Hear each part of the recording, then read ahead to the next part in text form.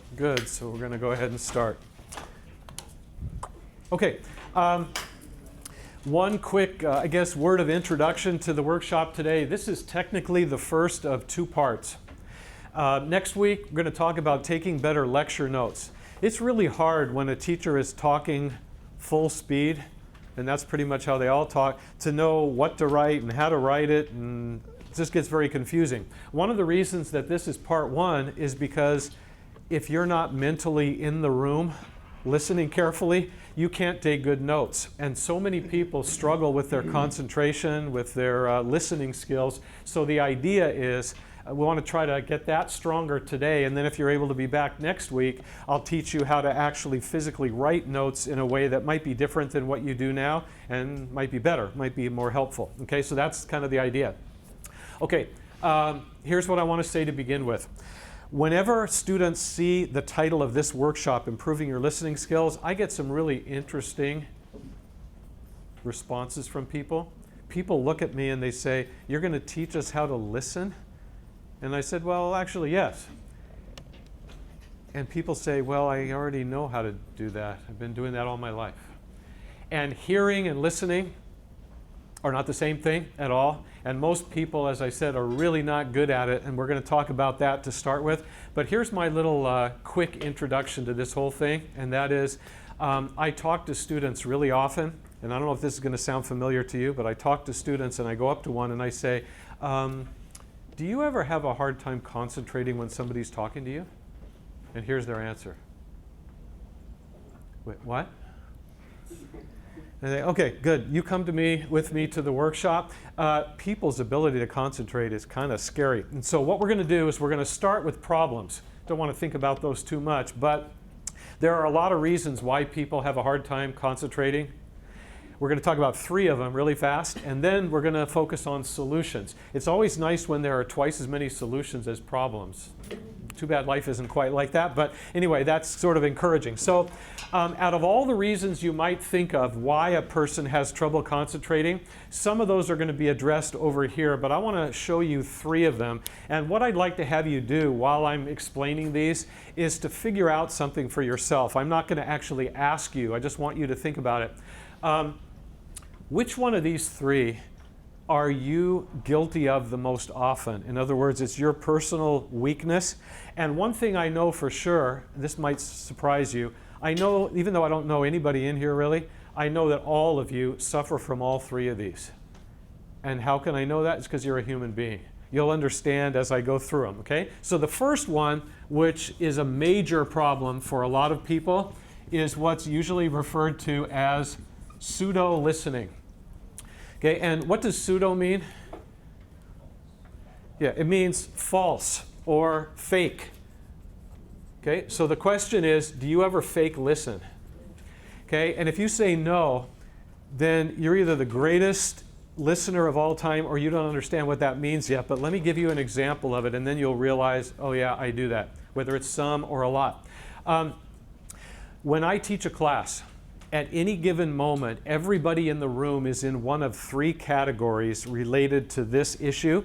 And so I'm going to make some of you nervous here in a minute, but that's okay. Some people, when I'm talking, and I don't just stare at my notes, I kind of make eye contact with people as I teach. Sometimes I look at a person and they're looking at me like this. And I can tell right away when I look at them, they're locked in on me. And they're paying really good attention to me. Okay, do I like to see that? Yes, it's nice to know somebody's listening. So I tend to look at those people more often than anybody else, okay? And then there are some people, and I hope none of you are ever like this because it's pretty disrespectful, who sit in class and are just like this. And all that, and they're advertising the fact, I'm not listening, I don't care, who cares if I'm being rude, I'm not listening. That doesn't happen very often, but every once in a while. And then there's the third group. All of you are in this group every once in a while, but some of you, when I describe this, you realize I almost live there, and I've got to get out of there. These are people like this. As I'm teaching, I look at somebody, and I see them doing this. Everything looks really good on the outside, but when I look deep in their eyes, there's nobody there. They're gone on what I call a mental vacation. And if you saw this from the front of a room, it's like a science fiction movie, like somebody sucked them right out of their body. They're just sitting there like that, and I know they're not listening to one word I'm saying. Okay, when somebody goes on a mental vacation, that's normal. But the question is for you, and don't answer me, how often do you go on vacation? And how long are you gone when you go? And I'll let you in on a little secret. Sometimes I've looked at somebody in class and I see them and I know that they're not listening, so I look somewhere else and talk. Then I look back and they're still on vacation. So I look over here and then I look back, and a few minutes later, they're still on vacation. And so I've always wanted to do this, and I'm really big on respect, so I would never do this, but this is sort of a dream, weird dream. I would go up to them like this, right in the middle of class, and I'd lean over and say, "Where are you? Take me with you." Wherever they are, it's obviously a lot more interesting than what we're doing. They're on a beach somewhere, or I don't know what they're doing. If you're the type of person who lets your mind wander, and then it comes back after a few seconds, and then it wanders later, welcome to the human race. But if you take frequent flyer vacations and you're gone for like 10 minutes at a time, that's not good. Obviously, you're missing a huge amount of the work. I don't know if this has happened to you before, but when I was a student, I tried so hard to concentrate, but sometimes it's hard, okay, and you know that. And every once in a while, I would drift away and go on vacation. And then a couple minutes later, I would come back into my body, and I'd start listening again. And the first thing I heard the teacher say is, "Okay, so don't forget that, all right?" And I'm thinking, I have no idea what you're talking about. So does that, again, don't answer me, does that sound like a constant nagging problem or an occasional one? It just depends on you, okay? The second one is something that a lot of students misunderstand when I write this down, but I want to try to give you a little example of this too. It's called selective listening. Okay, now, selective listening usually means you listen to what you want to hear, you tune out the rest, right? That's sometimes a problem, but that's not exactly what I mean by this. What I mean by this is this word, and that is distractions. Okay, so the question for you is, how easily are you distracted, and as a result, you don't listen carefully to the person talking to you? This could be in a conversation, this could be in a classroom. And I'm going to give you this example, and again, this will either sound very familiar to you or you'd think, no, not so much. I had a student last semester who came up to me after class one day and said something I haven't heard too often from students. He said, "Can I talk to you for a second?" And I said, "Yeah, sure, what's up?" And we went off into my office, which is right here. And he said, "Could you do something about the noise in the classroom?" Now, the reason that was so strange is that class he was in was one of the quietest classes I have ever had in my life. You could hear a pin drop, and that's on the carpet. So that's really quiet. Everybody just sat there, and I thought, what noise? I'm trying to get people to talk more. And here's what he said. He said, "Well, I'm trying to listen to you. I'm trying to concentrate, but the person over here is chewing gum. The person over here is clicking their pen. This person's chair is squeaking." And they're giving me a catalog of every sound going on in the room. I never heard any of those. Some other people sitting near them might not have heard them, but some people are so hypersensitive, they're so easily distracted by anything that it just takes the smallest thing to completely have them lose focus. Other people are really good at tuning everything out and focusing and barely notice anything around them. Well, if you're the type of person who is really easily distracted, going to talk about some things over here about how to overcome that a little. But that's the second one. And again, out of these two, probably one of them sounds a little more common to you than the other. But the third one is major problem for at least some people. And this has two meanings too, including one that I don't mean, so I want to make sure I've got this, and that's critical listening. Okay. There is a type of critical listening that's actually good. That's when you listen to something like a sales pitch and you don't automatically believe it, but you analyze it critically. That's a good thing, but that's not this. What I mean by this, and this might help you to remember it, is this, and that is to write another word that comes from the same one, which is the word criticize. So what that means is you are thinking something about the person talking to you, whether it's in a conversation or a class, and it's not something really that just distracts you, it's something that bothers you a lot. And as a result, you end up spending all your time focusing on that instead of listening to what the person is saying. Two examples of this for you so you understand it. First one is this. I had a student a few semesters ago who came to me with a really odd story. I hear strange stories, but this is one of the all-time best. He came to me and he said, I've got a major problem in one of my classes and I don't know what to do about it. Can you help me? I said, well, I'll try. And he said, well, it's my political science class. And he said, every time I go to that and then leave, I have no memory of anything that went on in there. And I said, well, you have to remember some things. He said, I remember nothing. It's like a giant eraser on my brain. I said, well, that's really odd. When was the last time you were in the class? He said, I just got out about 20 minutes ago. I said, okay, let's try an experiment. And I had him sit down. And I said, close your eyes. So he closed his eyes. And then I said, picture yourself in the classroom and tell me all that you can remember. And seriously, this guy sat there for probably 20, 30 seconds. It seemed like 20 or 30 minutes, and he was like this. And I was looking at him thinking, oh my gosh. And then he opened his eyes and he said, see? And I thought, man, this is like amnesia. I mean, this is unbelievable. And I started to teach him what I'm about to teach you, and then all of a sudden, his eyes lit up and he said, wait a minute, I remember something. I said, that's good, you were worrying me. What do you remember? And I thought he was going to tell me something he learned in class that day. No. Instead, here's what he said, seriously. He said this. He said, I remember clearly, I said, yeah, that guy, talking about the teacher, wore the same shirt that he's worn probably the last 4 or 5 times we've had class. And I said, that's what you remember? Oh, he said, oh yeah. He said, when he's talking, I don't really remember what he's saying, but I'm looking carefully and I'm thinking, is it the same shirt? Or does he have a bunch of the same shirt? Just so stupid, but once you get bothered by something, you understand, it just takes over your mind and you can't listen. He said, when he writes on the board, he starts writing. I don't really know what's up there. I'm looking right here. And I'm thinking, it's the same one. It's the same exact one as last time.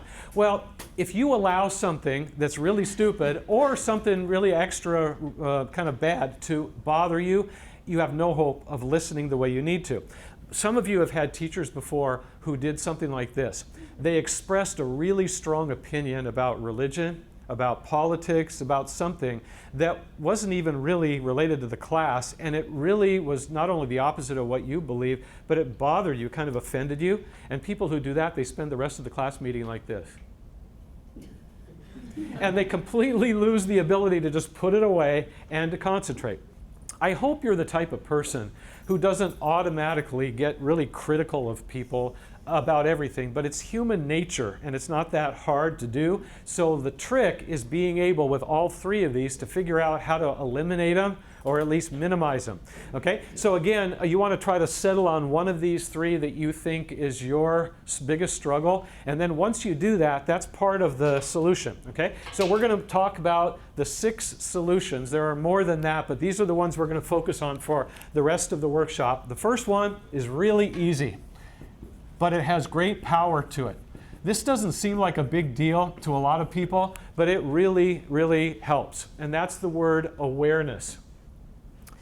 Okay, and what I mean by that is now that you know these 3 problems and you're aware of what they look like in action, the next time you start doing one of those, you should be able to recognize right away, oops, I'm doing that. And then as soon as you recognize it, what are you able to do? Yeah, stop it, okay? You're talking to somebody, and you're looking at them, and you're thinking, and then suddenly you think, I'm pseudo-listening. Then you stop, okay? So being sensitive. It's like, I always describe it like this way. I don't know, don't raise your hand. I don't know if anybody in here bites their nails. It's a bad habit that a lot of people have been doing for years. If you bite your nails, and I walk up to you on campus, I never would do this, but I walk up to you and say, you're biting your nails, and you're just chewing away. You know what you'd probably say? You'd probably say, yeah. And then you'd look and think, how did that get in there? But if you can get to the point where you do this, and then you realize I'm about to bite my nails, it's over. It kind of breaks the cycle, okay? So this is very simple, but it can work really well, okay? Now, the second one that I'm going to give you is something that kind of is a long thing to write. I'm going to abbreviate it. And this is a common sense thing, but most people are not so good at it, and that is 2 parts. And that is be physically and mentally prepared to listen. Okay, so I'm going to ask you a couple questions. Feel free to just call out the answer. What do you need to do physically, in order to be ready to listen really well in a classroom? Yeah, get enough sleep. Not during class, but the night before, right? What else do you need to do? Eat. Yeah, eat. Not during the class, but before. Okay, everybody in here, and this is probably a bad thing for me to say because it's 12:15. If there's anybody in here who is really hungry right now, good luck trying to concentrate on me.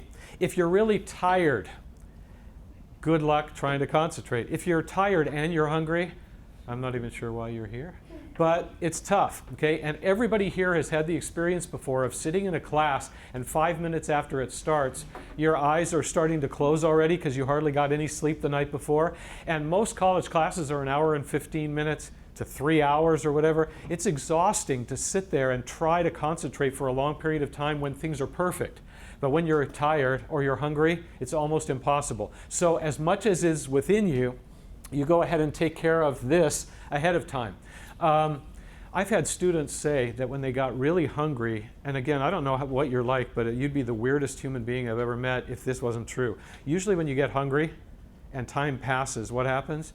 You get hungrier. I don't think people get less hungry. And so I've had people say that they were looking at the teacher, listening and taking notes, and then as the time went on, after a while, they were getting little hallucinations. They were looking at the teacher and the face was turning into a pizza or a hamburger or a taco, and they were just starting to fantasize about what they were going to eat.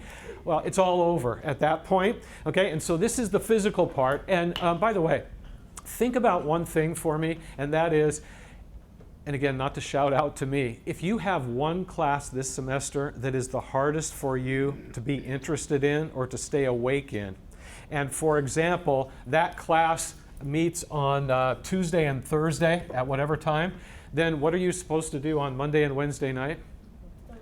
Yeah, go to bed at a decent hour so that when you walk in there, you're at least rested. Because if the class is sort of boring to you and you walk in and the teacher's taking roll and one eye is already closed, it's going to be a long, long class meeting. So you're just doing what you can. Now, for the mental part, all I'll say about this is that this could mean many things, but it mostly has to do with problems. Okay, if you have no problems whatsoever that you're dealing with, that's nice. Okay, I've had a few people say, I don't have problems at all. I said, well, I'll talk to you tomorrow. There must be one then. Problems are common, okay? The question is, how often during a class meeting when you're sitting there trying to listen, does your mind float away to something you're worried about, to some problem? And that is natural and normal if it happens a little, but if you spend 20, 30 minutes of every class meeting just sitting there staring off into space and thinking about a problem, you're missing a huge amount of the lecture. So what do you do to solve that? Well, one is don't have any problems. That's about the worst advice I could ever give. You know that. But the other one is this. Be aware of it.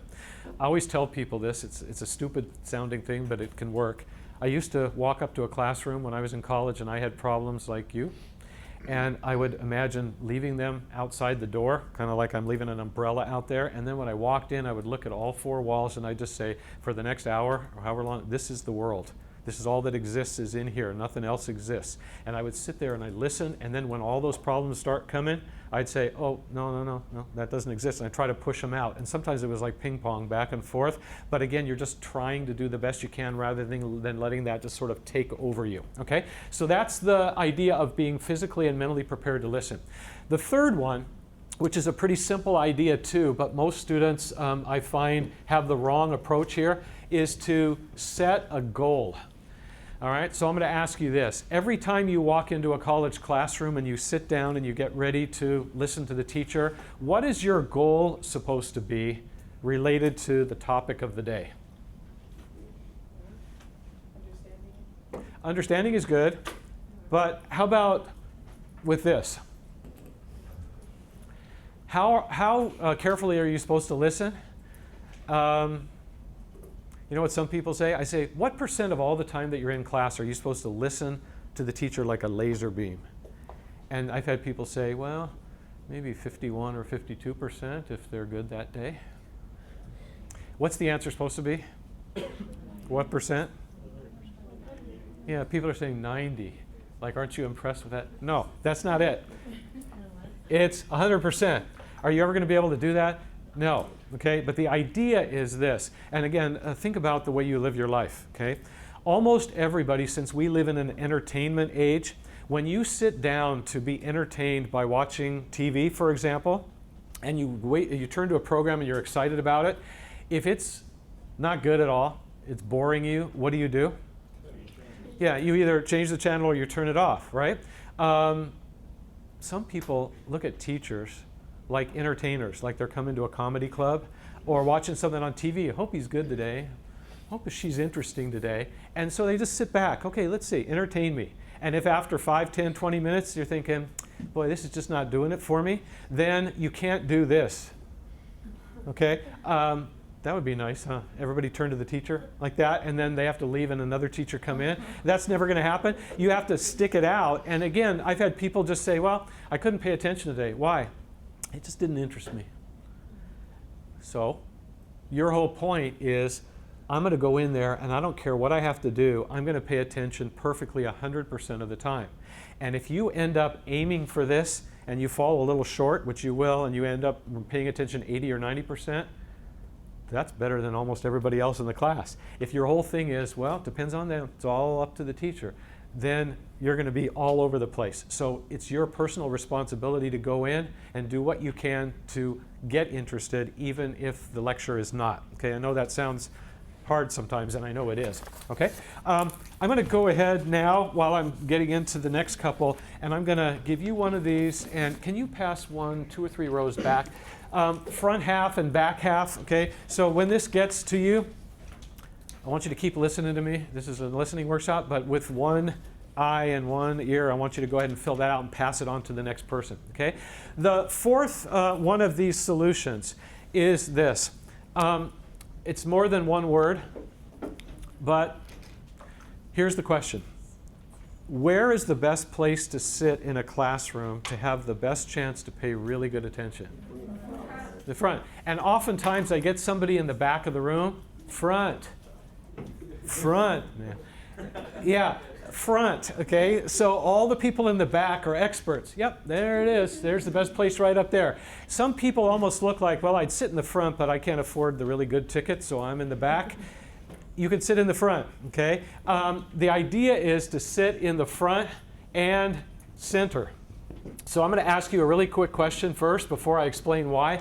What's the main reason why people who don't sit up here don't sit up here? It could be lazy, but there's something else. Well, yeah, text. Yeah, all that's true, but I'm not hearing the main one. Yeah, they don't want to get picked on, right? And so people think, man, if I'm right here, the teacher can all the way through the classroom, right? Well, you know what? That's possible, but you know who tends to get picked on the most? Yeah, people in the back. And I want to show you something. See if I can demonstrate this. When I'm looking around for somebody to answer a question, a lot of times the people near the front are, raising a hand or whatever, but I see as I'm kind of walking around and I'm looking, I see sometimes a person in the back row doing this. Like that. And what are they doing? Trying to dodge. Yeah, they're trying to stay behind the person in front of them, so they're doing this little dance in their chair. If I see that, who am I going for? Man, I'm going to run up to them and pick on them. So it's kind of a lame excuse to say I don't sit in the front because I don't want to get picked on, because again, it's usually the opposite. What are some of the good reasons for sitting in the front? Well, first of all, let me ask a quick question. How many of you have at least one class this semester that's in a room that's bigger than this one? Okay, I'm assuming some of you do. If you don't, you will. Sometimes big theater seating. If you're in the front, usually you can hear better, especially if the teacher's kind of quiet. You can see better. That's pretty obvious. I love when teachers do this. I write everything in capital letters. So it's pretty easy to see. And even if you're in the back, you're not that far from me. But if you were twice as far back and I said, okay, do not forget that word. And everybody's like, what? You can't even see it, okay? So that's important. But also, here's another thing. People in the back, let me ask this. How nosy are you? Okay, if some people say, very much so, thank you. If you're nosy, where should you sit? Here, okay? Here's why. Students have told me, I sat in the back and I tried to listen to you and I just couldn't. And I said, why? And they said, there are so many people to look at in front of me. And these are nosy people, so they're looking at me and they're listening and then they're like this. That's a nice jacket. I'll have to find out where she got that. Oh, I wouldn't have worn that with that. I don't know what she was thinking. Just nosy, just in everybody's business except where you're supposed to be focused.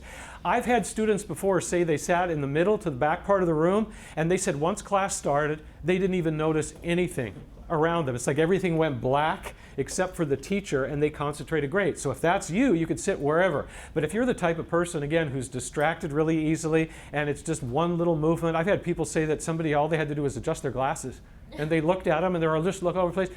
This is where you should sit. And also, here's the last thing about sitting front and center. Then we're going to get to our kind of our big solution that hopefully you'll have a little bit of fun with. We're going to do an activity in a minute. How many of you have ever had a class before where participation was part of the grade? Okay, I'm assuming quite a few.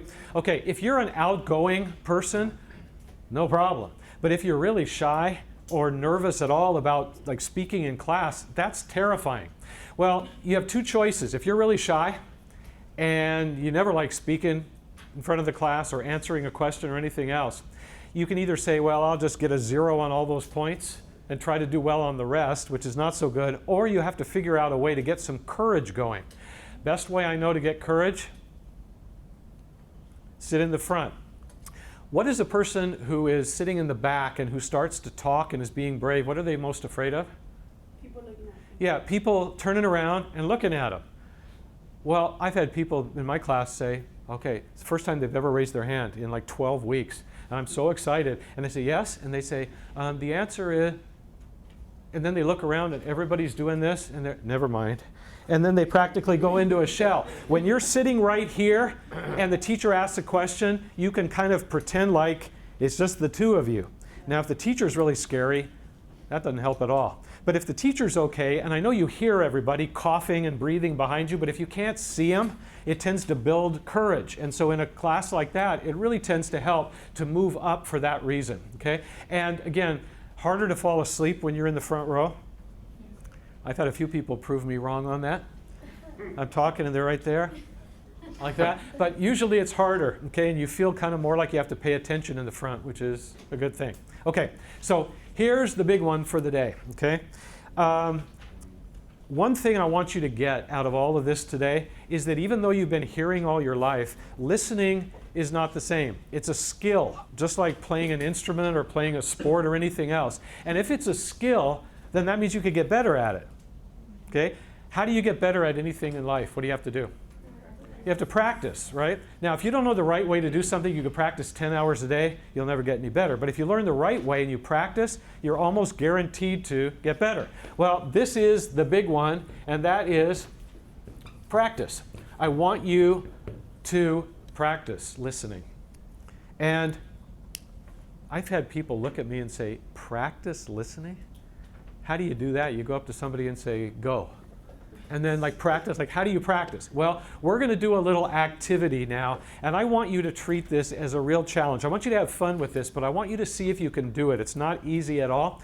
I want you, let's see, for the sake of time today, I want you to go ahead and number on your paper from 1 to 4, just from 1 to 4. And I'm going to do a little exercise with you, and if anybody can do this whole thing perfectly, I'll be very impressed, okay? What this is called is something that most of you maybe have never done or even heard of before. It's called dictation.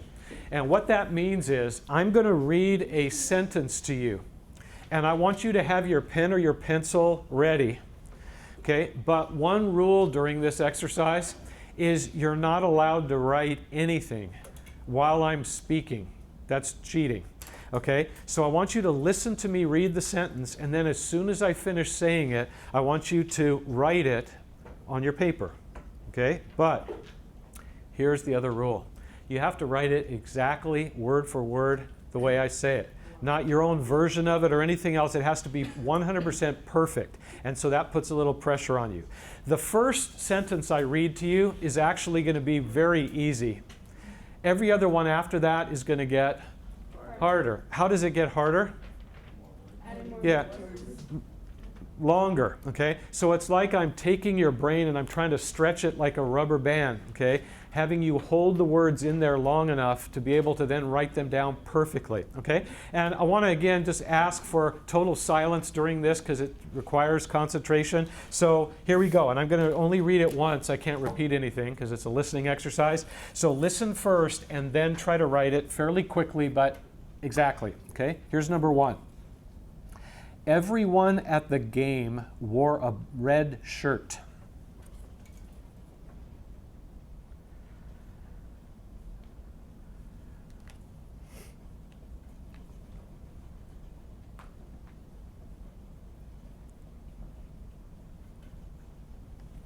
Okay, now that should have been pretty easy. This next one is a little bit longer, requires a little more concentration. Still shouldn't be too bad, but we'll see. Number 2. The power went out due to a big storm last Monday morning.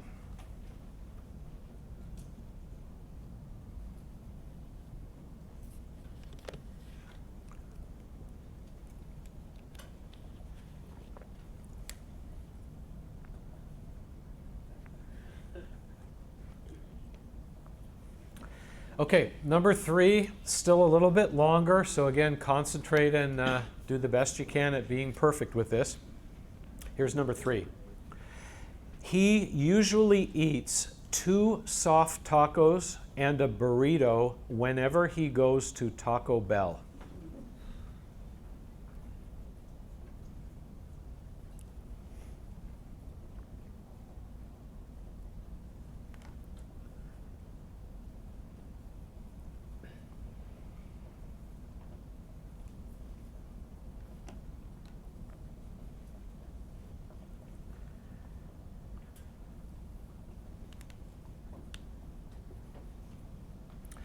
Okay, before we get to number 4, I'm actually going to tell you 2 things. One, I want you to go ahead and add a number 5.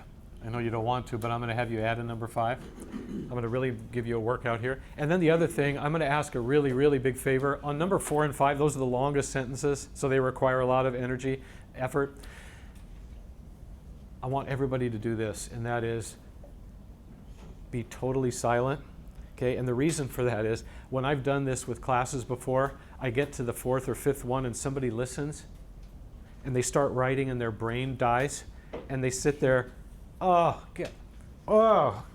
then everybody looks at them and everybody forgets. Okay, so if you blank out, just sit there like this. But just be quiet, okay, just out of courtesy for everybody so that they can do the best they can. Okay, so again, you're trying to be perfect with this. Not easy, but we'll go for it. Number 4. The 4 children spent the whole afternoon playing on the swings and slides at the local park.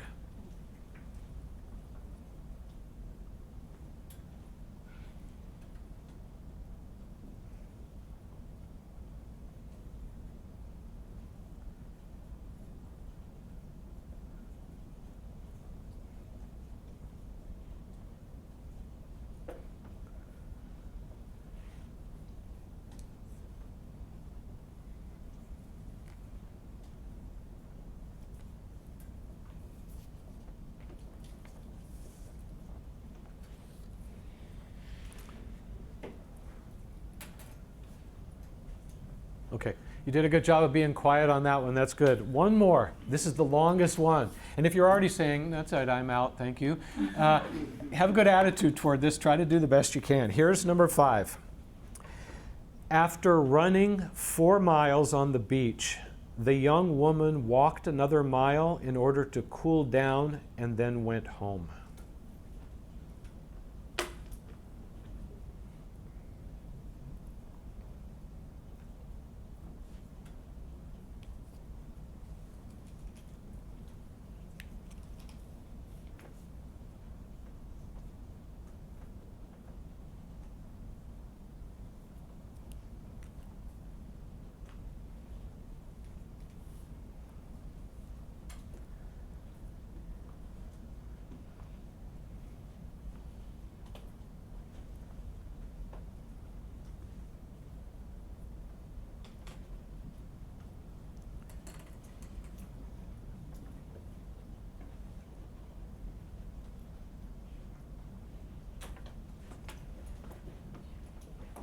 Okay.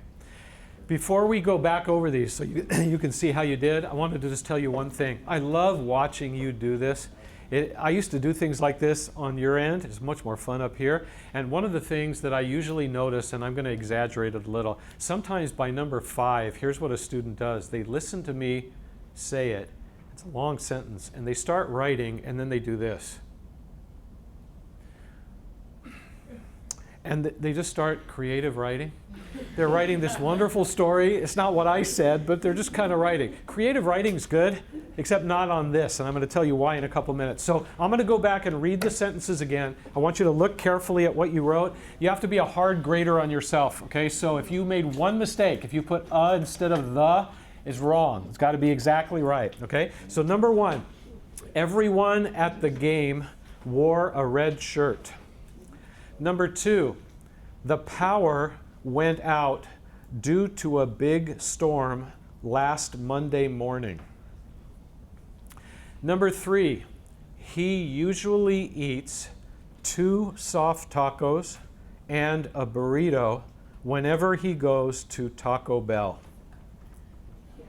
Okay. Now, how many are still perfect, no mistakes whatsoever? Okay, we'll knock almost all of you out right here. Everybody else, just look at your creative writing and see how you do, okay? Number 4, the 4 young children. You're not supposed to say anything yet. The 4 young children spent the whole afternoon playing on the swings and slides at the local park. Okay, anybody still perfect? We got almost everybody out. Okay, now number 5. Let's see how you do on this one. Okay, after running 4 miles on the beach, the young woman walked another mile in order to cool down and then went home. Okay, now I'm going to ask you a couple of questions about this. First of all, when you are in a college class and you're trying to listen and take notes, are you normally supposed to wait for the teacher to finish saying something and then start writing it? No, if you do that, you're going to fall so far behind you'll never catch up. But here's the problem. If the teacher's talking like this and you can't write like this, you're always behind, which means that you're not writing what they just said. You're writing what they said 10 or 15 seconds ago, and you're trying to hold that in your brain long enough to write it. And what else are you doing at the same time? Trying to listen so you can write that next. It's like juggling. It's hard to do both, okay? The reason I wanted you to wait and then write was so that you would see what I think all of you see now, and that is it's a lot harder than it seems to do that. I've had people say, I got that sentence totally right, and then I read it, and they had half of it wrong. Your mind kind of plays tricks on you. Also, when you're taking notes in classes, are you normally supposed to write word for word what the teacher says? No. Every once in a while they'll say, write this down word for word, but usually you write it your own way. But accuracy is important, and here's why. Here's my favorite little illustration. One of these 5 sentences is very famous, and it's going to be famous for you now. I have a lot of different lists of 5 sentences that are kind of the same length as those. But a few years ago, I read the same exact sentences that I just did with you, the same 5. And at the end of the class, everybody left except one guy who came marching up to me with his notebook looking really angry, steam coming out of his ears. Never fun to see somebody approaching you looking like that. And he said something you don't really want to ever say. He walked up to me and he said, and I said, yes? And he said, you lied. And I said, excuse me? And he said, when we did that dictation exercise today, one of those sentences, you said it one way when we wrote it, and then when we corrected it, you changed it all around. And I said, no, I'm really careful to be exact because that's the whole point. He said, well, you did. And he wanted to prove me wrong. So he said, can I see your sentences? And I said, wait a minute, before you look at mine, can you tell me which sentence it is and show me what you wrote? He said, I'd be happy to, because it's what you said. And so I said, which one? And he said, number 3. Now I want you to look back at sentence number 3, whether you got it right or not. And I don't want you looking at me while I say this. I want you to look at the sentence because it'll help you appreciate it more. When he wrote down number 3, this is what he wrote. I swear to you. He usually eats a Big Mac and fries whenever he goes to McDonald's. That's what he wrote. And he said, that's what you said. And I said, no, I didn't say that. And he said, yes. And for the rest of the semester, he sat there every time we had class. Like you and I, like he wouldn't let it go. Okay, I didn't say that. I said the same thing I did to you. Why did he write that? Yes, because he just came from McDonald's. He was going to McDonald's after class. He had McDonald's on the brain. So he heard this, and then by the time it came out, it wasn't even close. Now, one of the biggest frustrations you could have as a student is to sit there trying desperately to keep up with the teacher, and you write down what they just said, or what you thought they did. Then you take that home and you make a flashcard out of it, and you memorize it, and you got it. You go to the test, there's the question. Yes. Mark it, wrong. Because what you wrote was the wrong thing. Tests are hard enough as it is without writing the wrong information down. So the more you can hold words in your head long enough to write them down accurately, the better your notes are when you study them later. And so one last little part of this, and then we're going to get to our final one, is that I've actually had students do something that I never asked them to do before, but it's a great testimony to this, and that is they did really badly. They were out by number 2 or 3, and by number 5 they weren't even close. So they went home, I didn't ask them to do this, and they grabbed a magazine or a newspaper or a novel, anything with writing on it, even a textbook, and they went up to someone they live with and said, could you do me a favor, could you find 3 sentences in this? 1 short, 1 medium, and 1 long. Not even 5, just 3. And could you read them to me and then wait while I write them down? So same thing we just did, except just a shorter version. It takes like 2 minutes. Well, the person said, okay, and they read them. They tried to copy them exactly. They checked, just as bad as they were in the classroom. And then they tried it again. And then a few days later, they tried it a few more times. It's almost like exercising every couple days. And after several weeks, they noticed, these are all easy. I'm able to do long sentences like number 5 with no problem at all. So they actually notice that that part of their brain is getting stronger. And it's a weird idea that you can actually improve your ability to concentrate, but this is one of the best ways to do it. So not a specific suggestion, but if you didn't do so well on this, it helps to try that. Okay, and then the last one that we're going to talk about just for a couple minutes, and I see did anybody miss the sign-in sheets?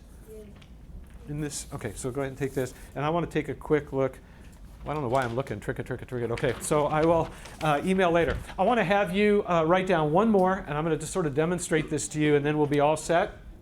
This is an odd idea, but it definitely works, and that is pretend to be fascinated if you have to.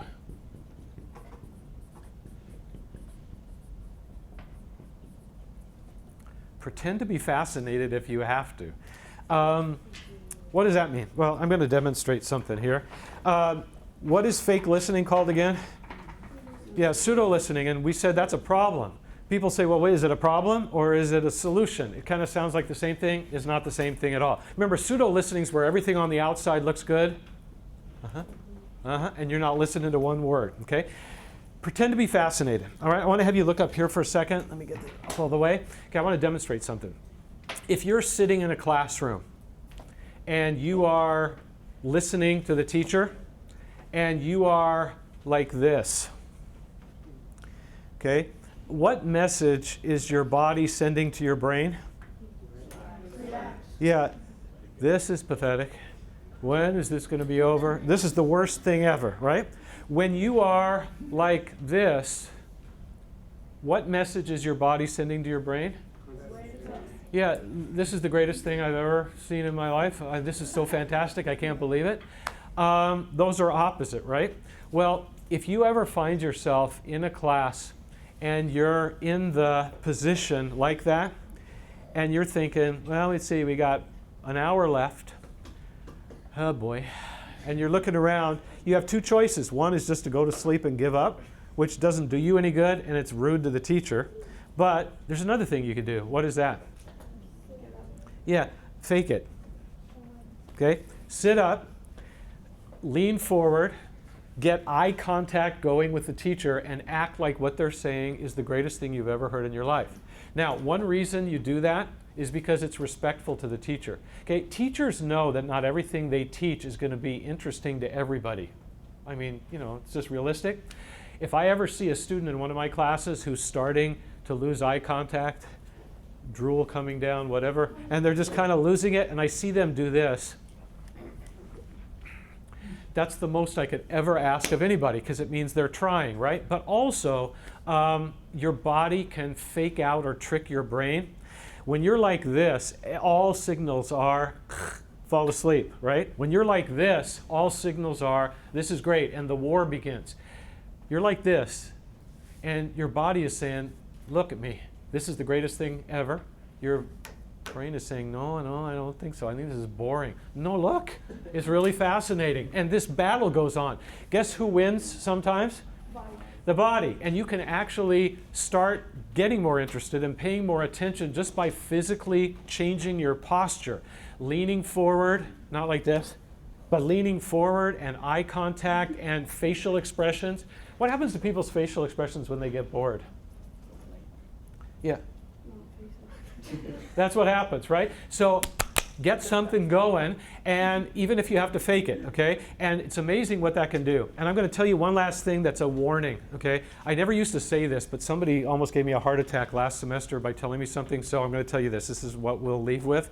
One of my students said, I always get bored in one of my classes, and so I tried what you said, and I leaned forward, and I did all the things you said. And I said, well, that's good.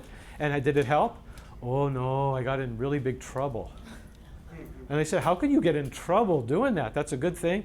Well, he went too far, okay? And this is what he said, and don't ever do this, okay? I don't know where he got this idea. Instead of this to this, which is what I said, he did that far, and then he also did this. Every time the teacher finished saying something, he did this. Woo, all right, woo, okay? And teachers know when you're putting them on. That's not a very respectful thing, and I always tell people, teachers know how to throw things, okay? They take a class in Marker 101, and they can hit you right in the head, so don't make fun of them. Just make subtle changes, okay? Don't slap anybody next to you if they're falling asleep. Don't pinch yourself too hard, but whatever you can do. Again, you're just saying, I don't care if they're not interesting, I need to know this, and it's my responsibility to pay attention. And again, sometimes I know that's hard to do, but that's the goal, okay? All right, so we're all set now with this. Okay, thanks for coming today. And again, I'll be here every Wednesday for the rest of the semester. You're always welcome to come. Go out and listen well, okay?